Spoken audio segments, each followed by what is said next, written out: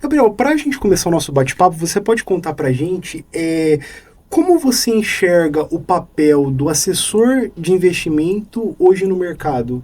Bacana. Eu acredito que o papel do assessor, ele vem sempre sendo importante ao longo dos anos, mas por motivos diferentes.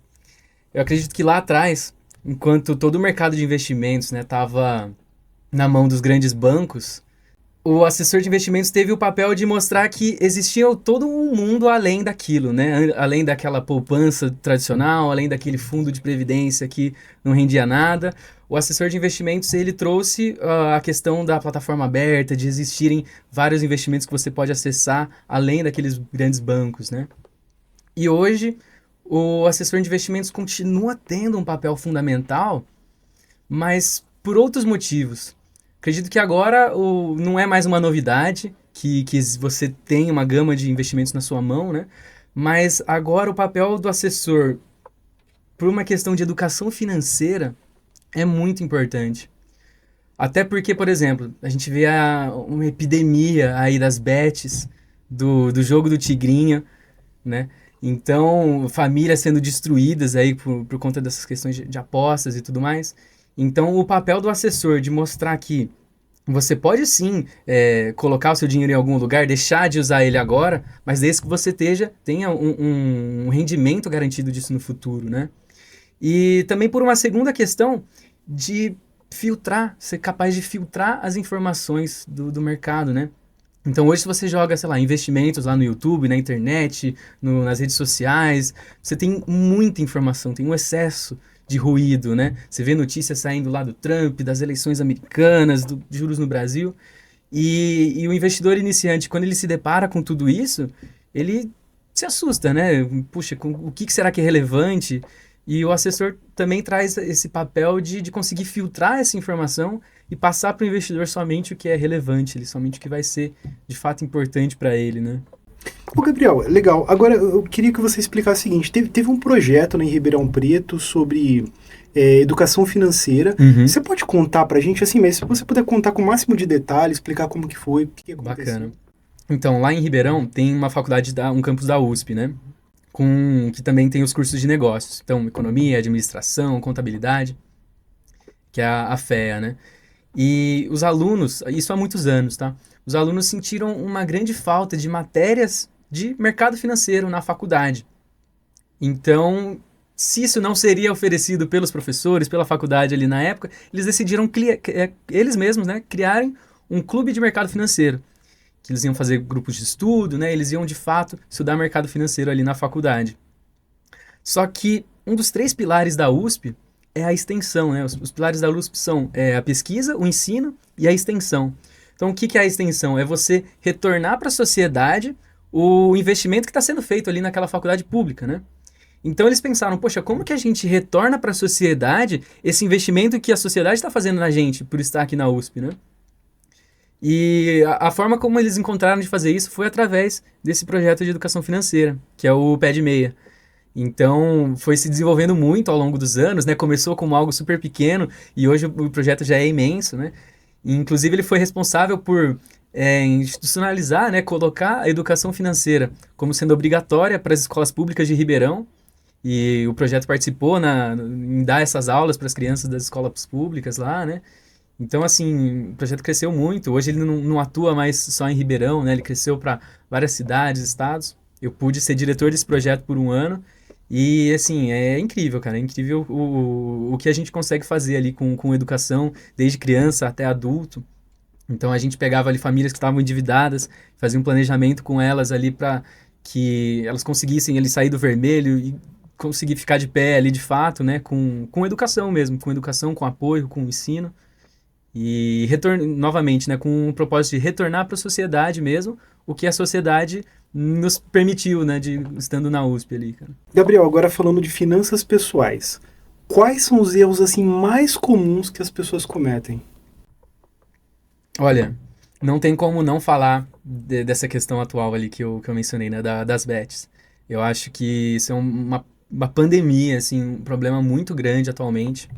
A pessoa achar que ela pode ter retornos muito altos sem esperar o tempo, né? É você colher sem ter plantado.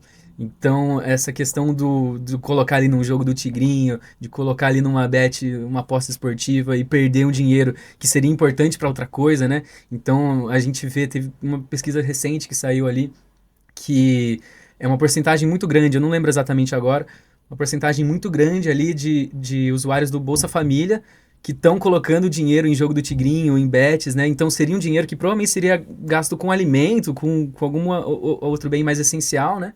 E está sendo destinado para isso, cara. Então, não tem, você falou de erros ali básicos ali de finanças pessoais, não tem como deixar de citar esse, assim, cara. Investimentos, finanças pessoais, é para ser algo muito pensado, muito calculado e muito devagar, né? Acho que essa que é a palavra, é para ser tranquila, para ser devagar. Se tiver muito emocionante, é porque provavelmente está errado, assim, né? Então, eu acho que é um pouco disso. Gabriel, e você acha que o brasileiro hoje ele tá mais preparado para lidar com as finanças do que no passado? Você pode... O que você acha? Olha, eu acho que ele tá mais preparado, mas ele enfrenta outros desafios. Porque a gente agora nós temos muitas ferramentas na nossa mão. Então, hoje, se você quiser aprender sobre finanças, sobre investimentos, você consegue dar um Google, você consegue jogar no YouTube e ver lá um Primo Rico, uma Natália Arcuri falando de investimentos, falando de finanças, ensinando. Mas, ou seja, né, a gente está mais preparado, a gente tem muito mais ferramentas do que antes. Só que agora acaba entrando naquilo que eu falei. A dificuldade não é mais o acesso à informação, e sim a capacidade de filtrar o que é importante, o que é relevante. Então, continua sendo muito difícil. Mesmo com todas essas ferramentas do digital ali na nossa mão, né, para aprender, continua sendo muito difícil. Então, é uma dificuldade diferente de antes, né? Porque antes, para você ter acesso a conhecimento de fato sobre investimentos, você tinha que, ou era só na faculdade, ou era em livros muito específicos, ou eram com professores muitas vezes distantes que a maioria da população tinha acesso. Então, são dificuldades diferentes, né? Acaba que isso sempre continua sendo um problema. Ô, Gabriel, agora eu vou te pedir para você o seguinte, se você puder explicar para a gente, até de uma forma didática para o nosso público, Uhum, essa variação do dólar, por que acontece, o que está provocando uhum, e como essa variação afeta o brasileiro? uhum. Então vamos lá, é uma pergunta bem longa, assim, né? Eu vou tentar não estender além do necessário, assim, mas é uma pergunta bem complexa. Primeiro, o que é essa variação do dólar, né? Por que ela acontece? No geral, tudo em economia funciona com oferta e demanda. A gente fala que o economista ele só sabe fazer gráfico de oferta e demanda, né? Se o dólar está em alta, é porque a demanda por dólar está muito grande. Por que as pessoas estão demandando, né? Estão procurando o dólar? Por alguns motivos diferentes. Um mais fácil de entender assim é a eleição americana, né? A questão do Trump ali. Então ele já vinha sendo apontado como favorito nas pesquisas, né? E o discurso dele, desde muito antes de ser eleito de fato, era de que ele ia aumentar as tarifas de importação. Então, ou seja, os produtos estrangeiros entrando nos Estados Unidos ficariam mais caros. O que isso gera de imediato? Se produtos estrangeiros vão ficar mais caros, vai ficar mais difícil de importar, né? Ou seja, o dinheiro vai ficar mais difícil de sair dos Estados Unidos. Os dólares saindo dos Estados Unidos vão diminuir, eles vão ficar presos ali. Se o dólar está ali, está sendo usado, ele está sendo demandado, né? Então, essa questão do Trump, ela valoriza muito o dólar por si só, tá? Mas o principal motivo que está fazendo o dólar se valorizar aqui, em comparação com o real, é um motivo brasileiro, é um motivo inerente nosso aqui, que é a nossa situação fiscal. Então, o fiscal brasileiro está descontrolado, né? A gente tinha um plano do governo ali de zerar o déficit primário em 2024 e esse plano está muito distante de ser alcançado. Então, a gente está o quê? Um mês aí do final do ano, um mês de 2025 e esse déficit zero que foi prometido tá muito distante. Qual que é a consequência disso, né? O que é um déficit zero? É o governo, pelo menos, gastar igual ele ganha. Ele zerar ali. Hoje, ele gasta muito mais do que ele ganha. Então, essa diferença entre uma coisa e outra é o déficit, né? E como ele gasta mais do que ganha, ou ele tem que emitir moeda, ou ele tem que emitir títulos. Então, essas duas coisas têm consequências muito grandes na economia, né?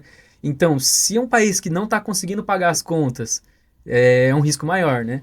Então, a pessoa que está aqui, ela está vendo esse risco maior, ela fala, poxa, eu vou correr para o mais seguro. Então, o que, que é mais seguro? Como tem alguma coisa mais segura do que o dólar, né? A moeda mais forte do mundo. Então, é um pouco disso. São esses dois fatores, assim, essa questão fiscal brasileira e essa questão do mundo no geral, né? O mundo inteiro correndo pro seguro. Então você está tendo uma guerra na Ucrânia, você está tendo um conflito no Oriente Médio. O que, que é o seguro? É título público americano, é dólar. E com o Trump, então, ali fortalecendo esse discurso nacional ali, todos esses pontos fazem o dólar ir lá para cima.